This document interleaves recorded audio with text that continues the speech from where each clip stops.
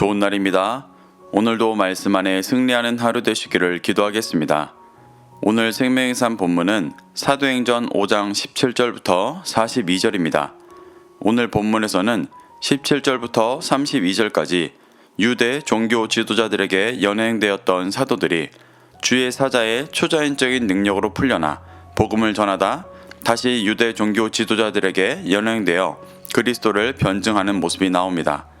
그리고 33절부터 42절에서는 가말리엘의 중재로 사도들이 풀려나는 모습이 나옵니다. 이 구절을 통해 하나님께서 무엇을 말씀하시는지 살펴보도록 하겠습니다. 17절부터 18절입니다.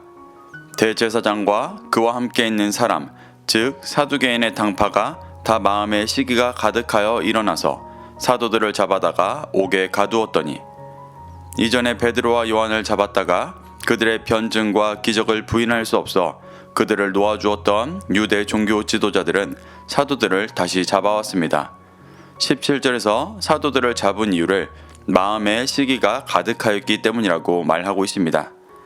이들이 시기한 이유는 사도들이 사람을 살리고 낫게 하는 일들로 많은 사람들의 마음을 얻고 있었기 때문이었습니다. 이는 분명 사람을 살리는 선한 일이었지만 유대 종교 지도자들은 이로 인해 곤란해지는 자신들의 입장이 더 중요했었습니다. 이것이 자기가 부인되어지지 않고 육신의 소욕을 위해 종교 생활하는 이들의 모습입니다. 19절부터 20절입니다. 주의 사자가 밤에 옥문을 열고 끌어내어 이르되 가서 성전에 서서 이 생명의 말씀을 다 백성에게 말하라 하매 누가는 사도들이 주의 사자가 찾아와 옥문을 열어주는 초자연적인 능력으로 풀려났다고 기록하고 있습니다. 이전에는 그리스도를 변증하며 죄가 없음을 입증하여 풀려났지만 이번에는 초자연적인 능력으로 풀려났습니다. 이 모습은 초대 교회가 행하는 일들이 율법적으로도 영적으로도 문제가 없고 옳은 일이라는 것을 증명하고 있습니다. 21절부터 24절입니다.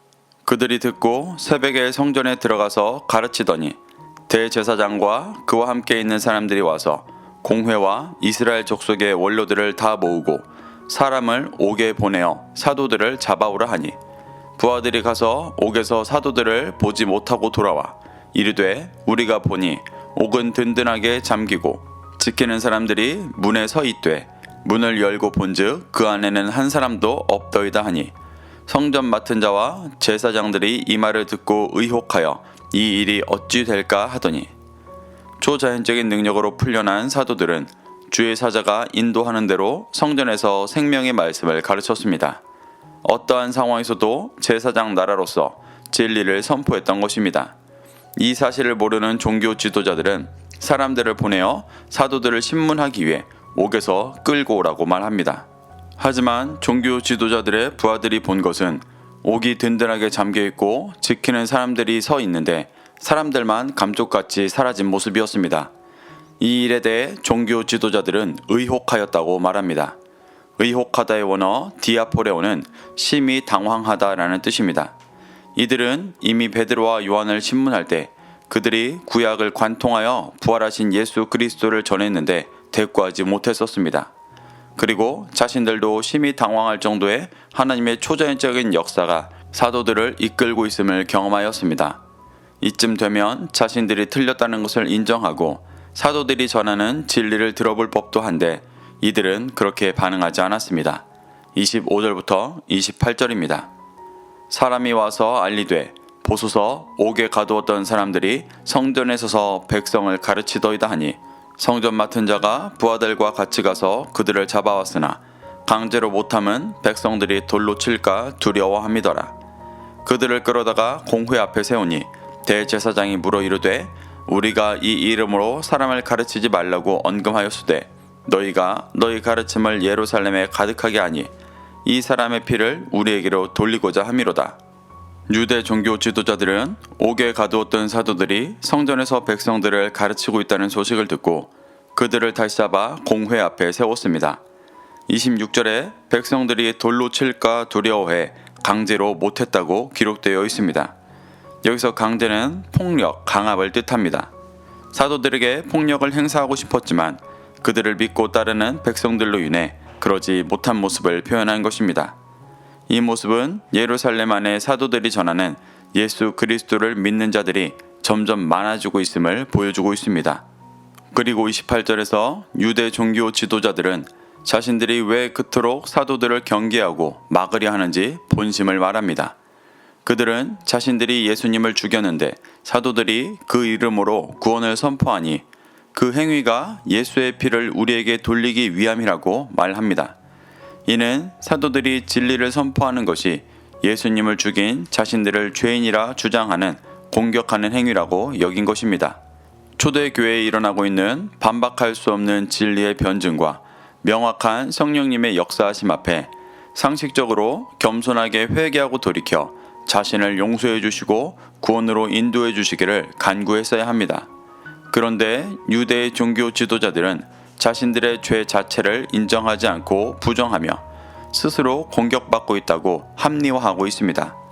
그렇게 사고할 수 있는 가장 큰 이유는 그들이 자신이 누리고 있는 기득권을 내려놓아야 했기 때문이었을 것입니다. 이 모습은 진리의 본체이신 예수님 앞에 설 때와 전혀 변한 것이 없는 모습이었습니다. 29절부터 32절입니다. 베드로와 사도들이 대답하여 이르되 사람보다 하나님께 순종하는 것이 마땅하니라. 너희가 나무에 달아 죽인 예수를 우리 조상의 하나님이 살리시고 이스라엘에게 회개함과 죄사함을 주시려고 그를 오른손으로 높이사 임금과 구주로 삼으셨느니라. 우리는 이 일의 증인요 하나님이 자기에게 순종하는 사람들에게 주신 성령도 그러하니라 하더라. 베드로는 자신의 유익을 위해 그리스도의 진리를 숨기려 하는 이들에게 당신들이 아무리 힘이 있어도 하나님께 순종하는 것이 마땅한 것이 아니냐라며 반문합니다. 그리고 다시 한번 그들이 죽인 예수 그리스도께서 회개함과 죄사함을 주시려고 하나님께서 구주로 삼으신 분이라는 것을 다시 변증합니다.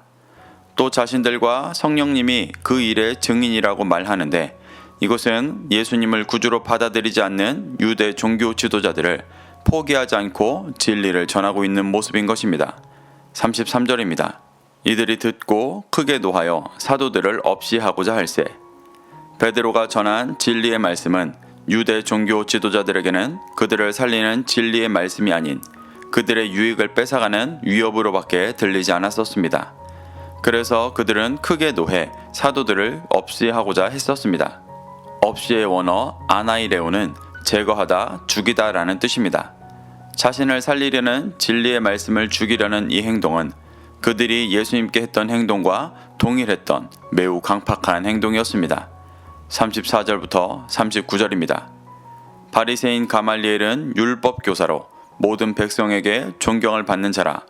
공회 중에 일어나 명하여 사도들을 잠깐 밖에 나가게 하고 말하되 이스라엘 사람들아 너희가 이 사람들에게 대하여 어떻게 하려는지 조심하라.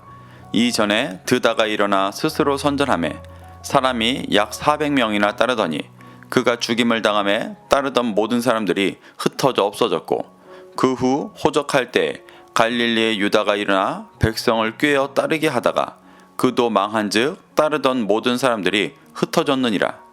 이제 내가 너희에게 말하노니 이 사람들을 상관하지 말고 버려두라. 이 사상과 이 소행이 사람으로부터 났으면 무너질 것이요 만일 하나님께로부터 났으면 너희가 그들을 무너뜨릴 수 없겠고 도리어 하나님을 대적하는 자가 될까 하노라 하니 대부분의 종교 지도자들이 회개하지 않고 오히려 사도들을 죽이려 할 때 모든 백성에게 존경을 받는 바리새인인 가말리엘이라는 율법 교사가 일어나 사도들을 내보내고 종교 지도자들을 설득했습니다. 그는 예수님이 이전에 백성들을 미혹했던 드다와 유다를 예로 들며 사도들이 전하는 사상이 사람으로부터 났으면 자연스럽게 무너질 것이지만 하나님께로부터 난 것이라면 우리가 무너뜨릴 수가 없고 그 일의 대적자가 되는 것이기 때문에 그냥 내버려 두라고 말하고 있습니다. 적어도 가말리엘은 자신의 유익보다 하나님의 뜻에 더 관심이 있었던 자로 보입니다. 이러한 가말리엘의 등장은 유대 종교 지도자들 중 복음과 진리에 반응하기 시작하는 자들이 일어나는 모습을 보여줍니다. 가말리엘은 사도행전 내용의 절반 이상을 차지하는 바울의 스승이기도 했습니다. 당시 바리새파는 크게 두 학파로 나뉘어져 있었습니다. 가말리엘로 대표되는 힐렐 학파와 샴마이 학파였습니다. 힐렐 학파는 비교적 온건하고 유연한 율법 해석을 하는 자들이었고, 샴마이 학파는 매우 엄격한 율법 해석을 하는 자들이었습니다. 그래서 예수님의 생전에도 주로 논쟁을 했던 이들은 샴마이 학파의 바리새인들이었다고 합니다. 가말리엘은 힐렐 학파로서 비교적 온건하고 유연하게 율법을 해석했기 때문에 그리스도의 복음에 더 반응할 수 있었습니다. 하지만 이와 대조적으로 샴마이 학파 바리새인들은 자신들의 기준과 다른 그리스도의 복음을 완강히 거부했습니다. 당시 샴마이 학파는 힐렐 학파에 비해 산헤드린 공의회의 이권을 더욱 누리고 있었기 때문에 자신의 유익을 위해 진리를 거부한 것이기도 했습니다. 이것이 자기 기준과 자신의 이권으로 신앙생활하는 자들이 얼마나 진리를 받아들이기 어려운지를 잘 보여줍니다.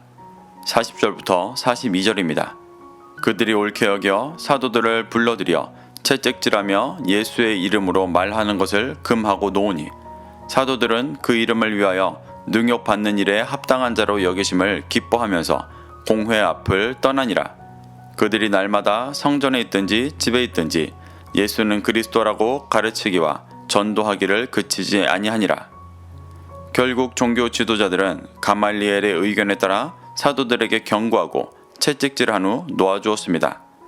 사도들은 예수 그리스도의 이름을 위해 능욕받는 일이 예수님께서 요한복음 15장 19절에서 말씀하신 것처럼 그리스도에 속해 있는 증거였기 때문에 기뻐 있었습니다. 그리고 사도들은 그 확고한 믿음을 어디에 있든 온전히 가르치고 전도했습니다. 사랑하는 성도 여러분, 오늘 본문은 진리를 믿고 어떤 상황 속에서도 진리를 전하는 사도들의 모습과 아무리 진리를 변증하고 사람들을 살리는 모습을 보여줘도 자신들의 기준과 이권에 묶여 진리를 듣지 못하는 종교 지도자들의 모습이 대조적으로 나타납니다. 하지만 강팍한 종교 지도자들 중에서도 부드러운 마음으로 진리에 반응하기 시작하는 자들이 나타나는 소망을 보여주기도 합니다. 이러한 모습 속에서 자신의 모습을 발견하게 되시기를 축복합니다. 혹 자신이 강팍한 종교 지도자들처럼 자신의 기준과 유익 속에서 진리에 반응하고 있지 못하다면 회개하고 돌이켜 사도들과 같이 진리에 묶인 자들이 되시기를 간구하기를 소망합니다. 오늘도 이 말씀을 심령에 새겨 성령님의 은혜를 구하며 승리하는 하루 되시기를 기도하겠습니다.